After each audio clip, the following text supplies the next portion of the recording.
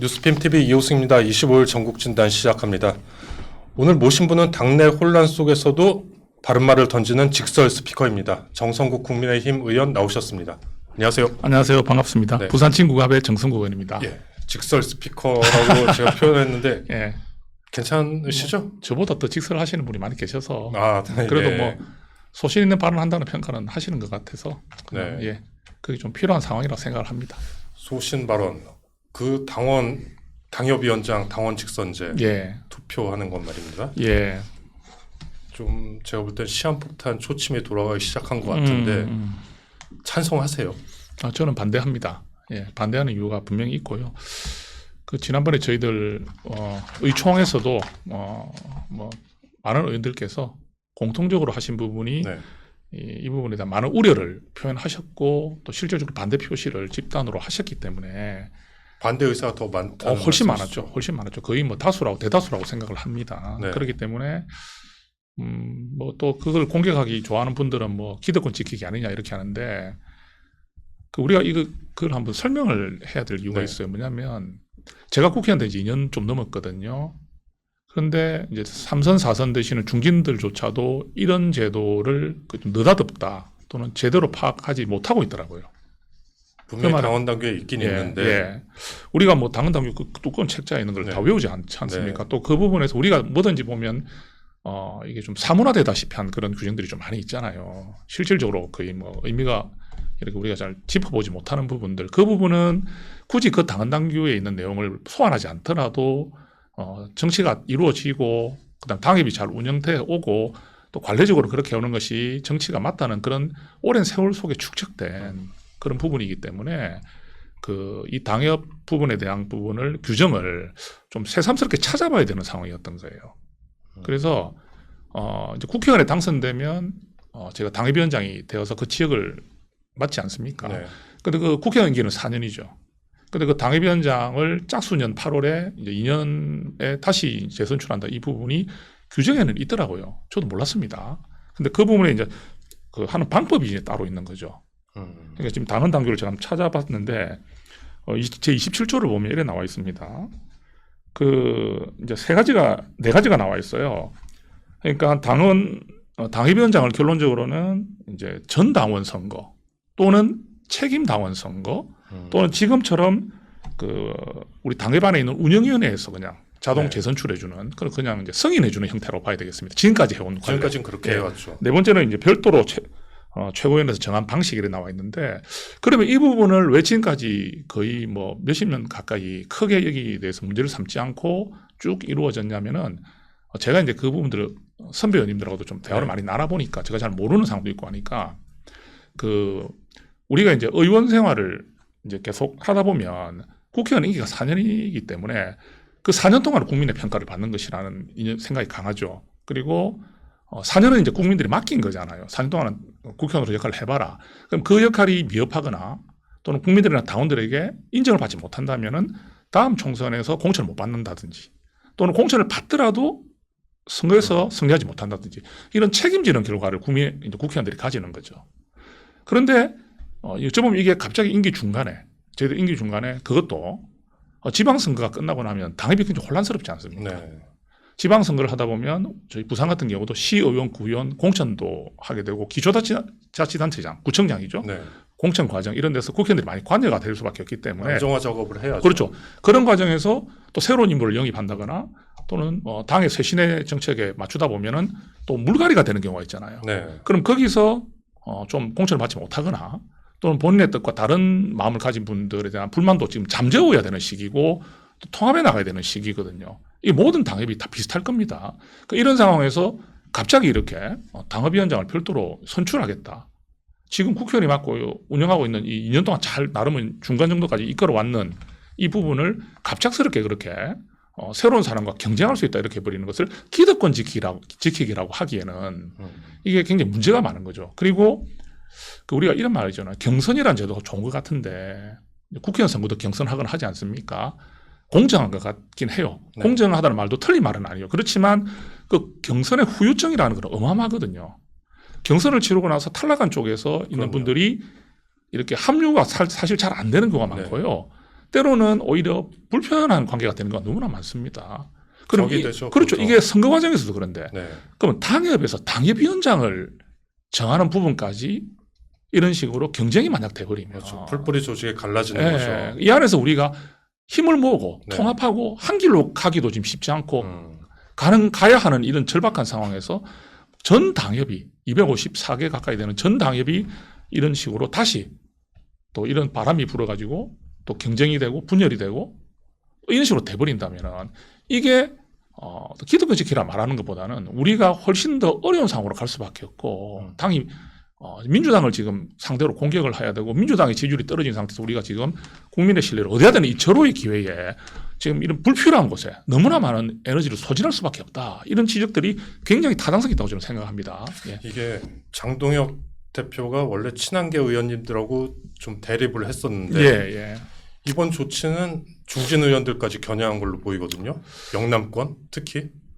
그게 언론에서도 많이 보도를 네. 하는 것 같아요. 저도 좀 이 부분을 좀 생각해 보면 지금까지는 우리가 말하는 뭐 친한계라든지 네. 또는 대한과 미래 네. 그렇죠? 이런 부분에 있는 3, 40명 정도가 좀 장동혁 대표가 좀 이런 뜻을 달리하고 부딪히는 상황이었다고 볼 수 있잖아요. 네.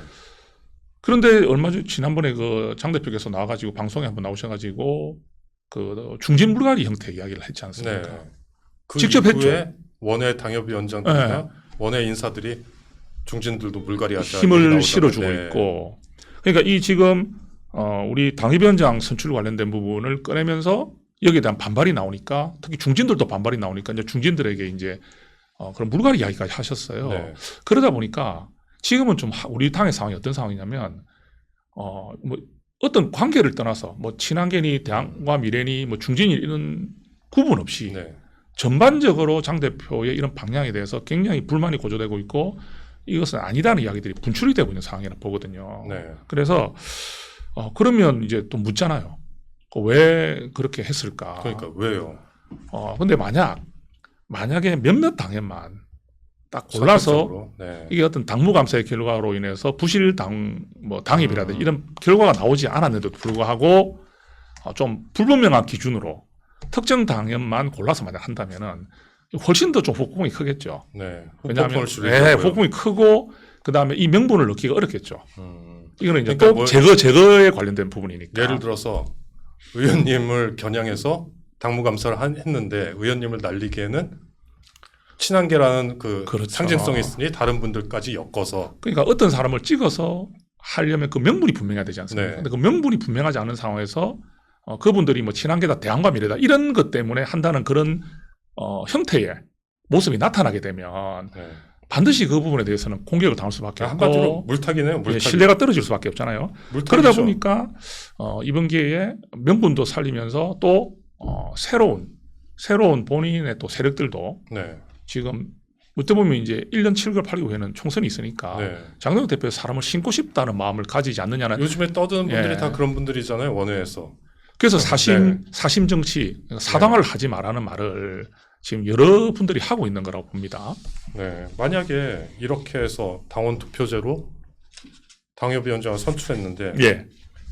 나중에 이제 공천이 되면 뭐 전략 공천을 하든 뭐 인재 영입을 하든 공천을 해야 되지 않습니까? 맞습니다. 이러면 또 충돌이 벌어질 테고요. 예. 이제 안 한다는 얘기인가요? 그렇죠. 지금 이제 만약 그러면 새로 뭐 이렇게 경쟁을 시켜서 네. 새로운 당협위원장이 들어오고 기존 당협위원장이 탈락하는 일이 잘 안 생긴다 하지만 뭐 당신들이 이길 거 아니냐 기득권 가진 국회의원들이 이긴다 이렇게 말은 하지만 그 과정에서 100%다 이긴다 할 수는 없는 거잖아요. 100%. 그렇죠. 왜냐하면 그 지역의 상황이라는 건 너무 다르거든요. 곳곳마다. 그렇죠. 네. 너무 다릅니다. 그럼 그런 상황에서 새로운 사람들을 이제 넣으려는 방법을 봤을 때 그 물갈이 같아서 누가 들어왔다 예를 들어서 그러면 그 국회의원과 그렇다고 그 국회의원 그 당협위원장에서 탈락한 국회의원이 당원권이 정지된 게 아니잖아요. 네. 그대로 활동을 하게 됩니다. 다만 당협 활동을 못 한다는 거거든요. 그러면 우리 그 책임 당원들이나 우리 당원들 이 봤을 때 누구를 중심으로 움직여야 되는 데 대해서 또 분란이 일어나겠죠. 그래서 또 누가 된 분이 새로 되신 분이 당협을 또 한 2년 이끌게 되잖아요. 1년 7개월. 네.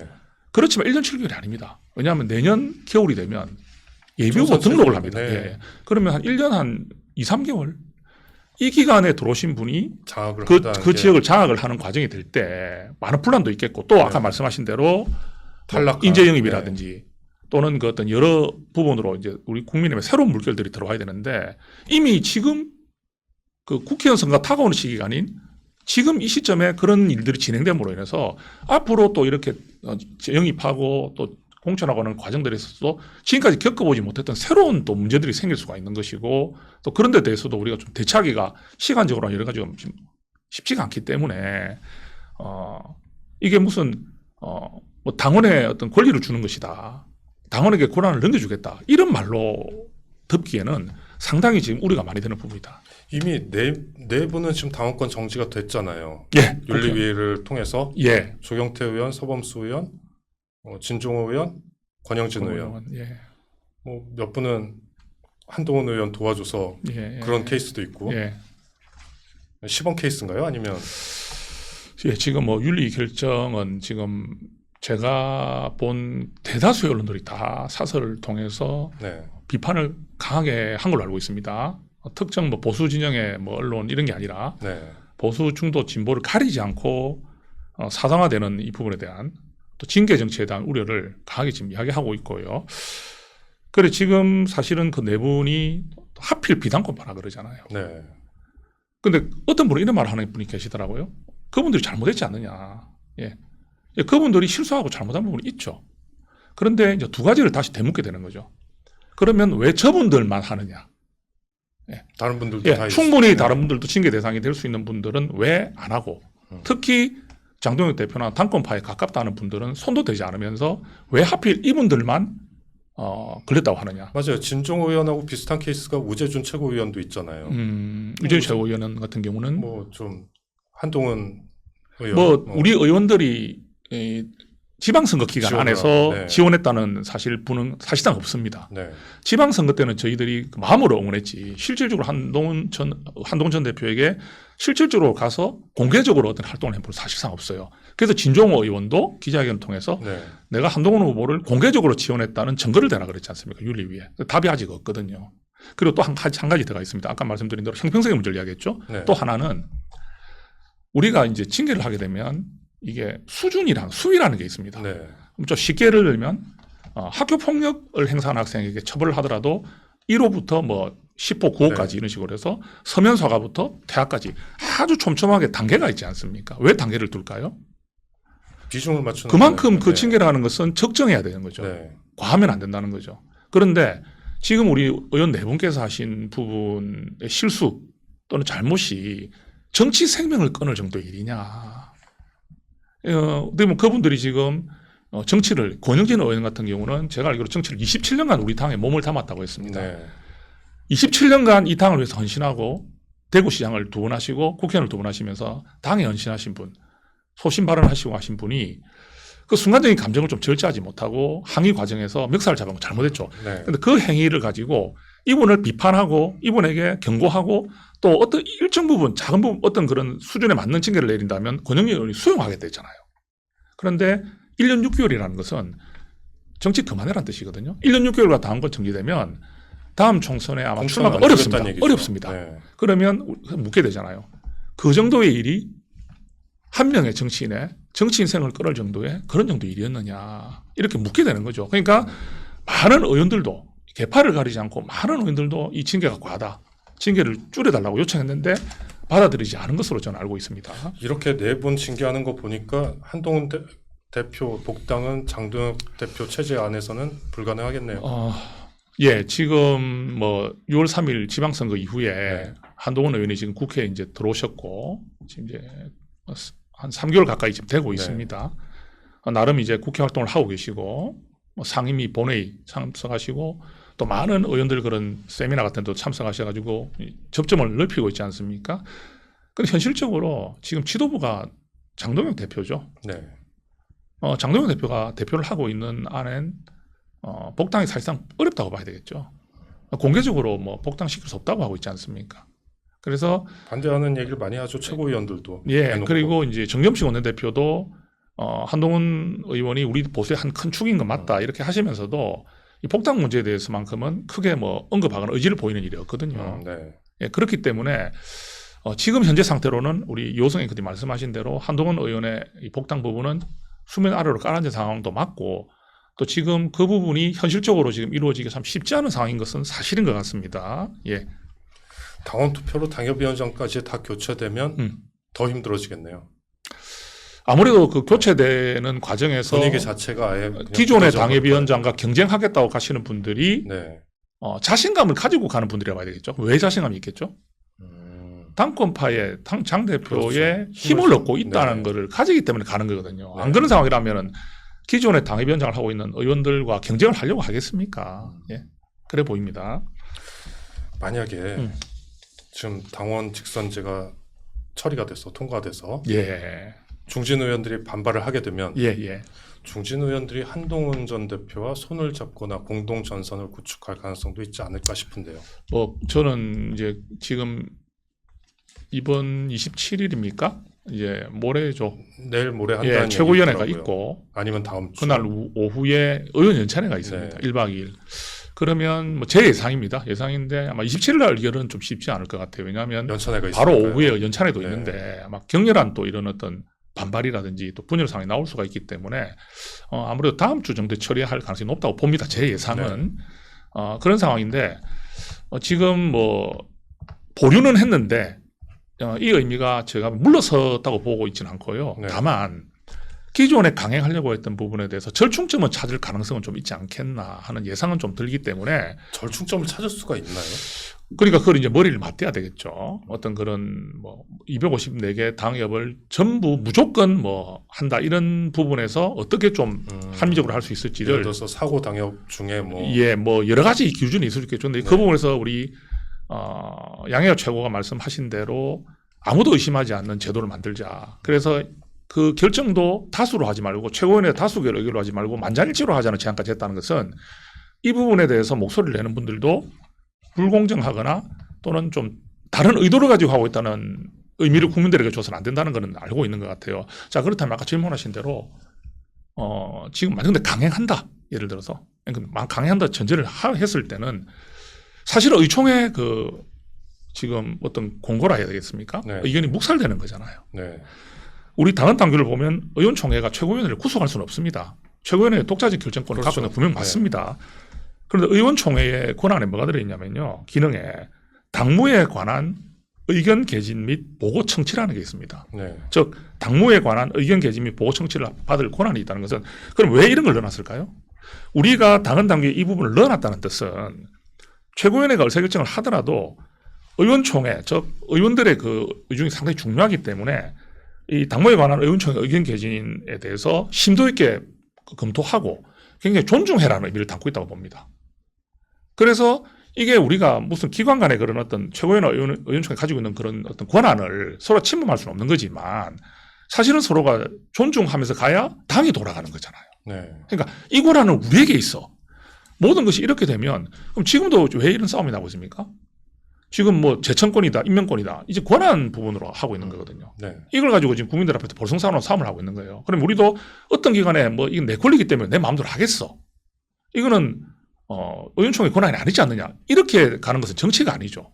정치라는 것은 이런 기능을 넣어놨다는 것은 권한은 최고위가 가지고 있더라도 의원총회 의견들을 굉장히 심도 있게 받아들이는 부분을 받아들일 수 있도록 노력해라는 뜻이거든요. 그러면 이게 정치잖아요. 근데 그런 부분에 대해서 과연 지금 당 지도부 이 부분을 추진했던 쪽에서 그렇게 했느냐? 네. 사실 그렇게 안 했거든요. 사실 의원총회 할 때 우리가 보고해달라고 막 요청하면서 보고되는 상황이라 봐야 되고 또 이런 수기를 할 기회가 거의 없었습니다. 좀 사실상 일방적으로 통보받는 느낌이었어요. 그게 의원들이 굉장히 불쾌했다는 말을 많이 하거든요. 의원들 통보받고 우리가 그 결정을 그냥 이렇게 의논하는 단계가 아니었다는 거죠. 그래서 지금 이제 당 지도부도 이 부분에 대한 문제를 좀 인지하시고 지금 아마 숙고를 더 하는 것 같은 것으로 보이는데, 중진 의원들과의 그런 마찰이 커지면 커질수록, 이 전선이 넓어지는 게 좋습니까? 장 대표가. 그러면 중진 의원들도 그 이유가 한동훈 의원과 같이 하겠다 이런 마음까지 간다 우리는 생각할 수는 없지만, 네. 대안은 생각할 수 있잖아요. 장 대표가 우리 당을 계속 이끌어갔을 때 앞으로 어떻게 될까? 그러면 우리는 한동훈 의원이 우리 당으로 들어왔을 때 어떻게 됐을까에 대한 좀 두려움이나 좀 비토가 있었던 분들도 지금 장 대표가 하는 걸 보니까 장 대표 생각을 바꿀 체제로 수도 있죠. 갔을 때 한동훈 의원이 들어왔을 때보다 훨씬 더 우리 당이 사당화되겠구나.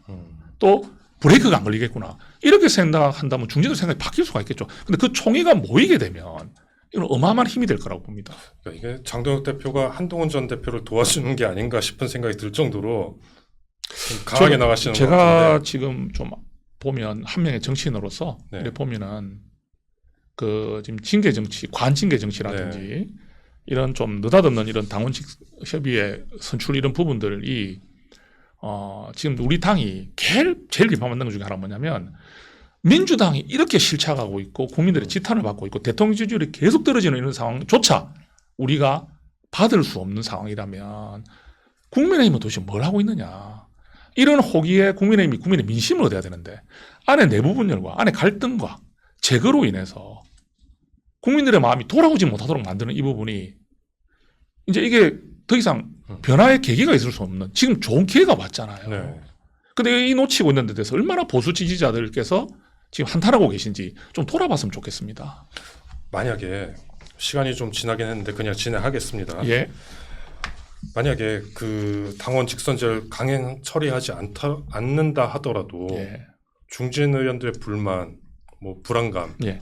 이런 게 어떤 방식으로든 표출될 가능성이 높아 보이긴 하는데 뭐 어떤 그 식으로 표출이 될까요? 예, 사실 이 중진들께서 이렇게 뭐 쉽게 나서진 않는 분들이죠. 워낙 경험도 많으시고 또 묵직한 그런 분들이시기 때문에 웬만하면은 당 지도부라든지 그런 부분들에서 잘 이끌어가기를 바라시고 또 되도록이면 좀 힘을 실어줘야 안 되나는 마음도 갖고 계신 것 같아요. 네. 뭐 정치를 하면 그런 또 경험과 노하우가 있을 수 있겠죠. 그런데 누가 보더라도 지금 말하는 징계 정치라든지 또는 이런 당원협의회 이런 어떤 선출 부분이나 당원위원장 선출 부분 이런 부분에 대해서 좀 공감이 어려운 이런 부분을 좀 밀어붙이는 부분. 그래서 자꾸 사당화 이런 말이 나오는 데 대해서 이 당을 오랫동안 지켜오시면서 국민의힘을 사랑하시고 국민의힘에 몸바쳐 오시는 의원들께서 이 부분을 문제점을 공감하는 수준까지 가는 것. 이게 개별적으로 한 곳곳에서 그냥 이렇게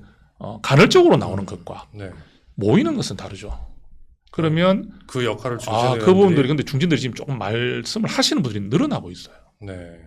제가 볼 때도 저분은 저렇게 말씀하실 스타일은 아닌데 하는 분들조차 말을 하시거든요. 그래서 그럼 저희들 아까 좀 처음 말했다시피 처음 어차피 대립각을 세웠던 뭐 대한과 미래 의원들이라든지 친한계 의원들 이런 부분들이 목소리 내는 거와 별개로 어쩌면 뭐 또 저분들 간의 싸움이나 이게 아니라 당의 전반적인 모든 분들 이런 데서 문제점을 가지고 있구나 하는 분위기가 형성되는 것 이것은 당 지도부로서도 굉장히 부담이 될 것으로 저는 보입니다. 예.